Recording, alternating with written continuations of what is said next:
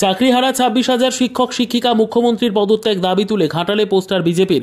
Supreme কোর্টের নির্দেশে বাতিল হয়েছে 26,000 শিক্ষক শিক্ষিকার চাকরি। এরই প্রতিবাদে পথে নেমেছে যেমন শিক্ষক শিক্ষিকারা, তেমনি পথে নেমেছে বিজেপিও। যোগ্য চাকরি প্রার্থীদের বহাল রাখার দাবিতে ঘাটালে পোস্টার দিল বিজেপি। চাকরিহারা শিক্ষক শিক্ষিকারা শুরু করেছে আন্দোলন, জানিয়ে গোটা রাজ্য তোলপাড়। এই বিষয়ে ঘাটালের বিজেপি বিধায়ক শীতল কপাট জানান, 26,000 শিক্ষক শিক্ষিকাদের চাকরি চলে যাবার পরেও মুখ্যমন্ত্রী ও শিক্ষামন্ত্রী পদত্যাগ করেনি। যারা যোগ্যতার ভিত্তিতে চাকরি পেয়েছিলেন তাদেরও চাকরি গিয়েছে। এর দায় রাজ্য সরকারকে নিতেই হবে। তার পাশাপাশি বৃহত্তর আন্দোলনের হুঁশিয়ারি দেন বিজেপি বিধায়ক।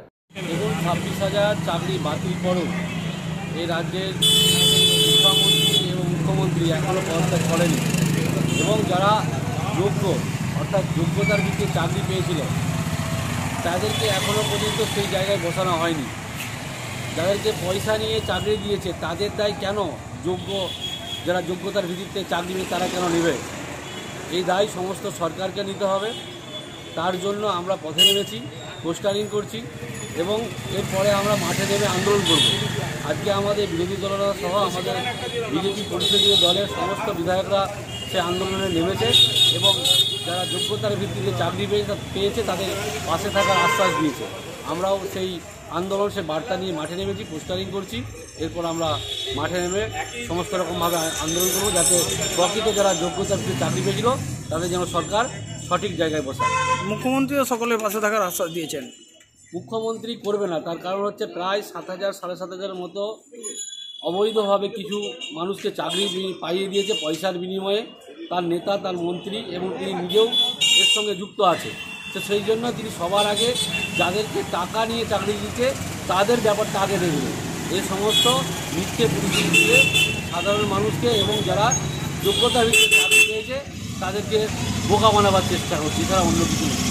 সুপ্রিম কোর্টে আবারও আইনজীবীদেরকে নিয়ে যাওয়া হচ্ছে এই ঘটনায় ব্যাখ্যা চাওয়ার জন্য।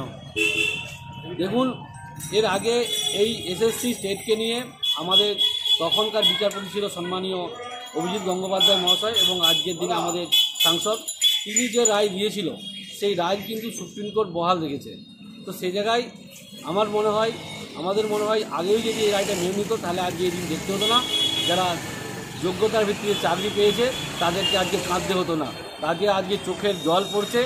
একটা দিন এমন আসবে যাদের জন্য তারা চাকরি হারা হয়েছে, সেই সমস্ত তৃণমূল নেতা মন্ত্রী তাদের সবারই চোখ দিয়ে জল বেরোয়, শুধু জল নয় রক্ত পর্যন্ত বেরোবে।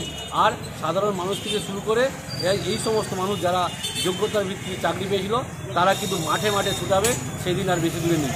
তো সেই জন্য যতই আইন দেখাক, যতই কোর্টে যাক, কিছু লাভ হবে না। সিদ্ধান্ত অর্থাৎ সঠিক সিদ্ধান্ত নেওয়া হয়েছে।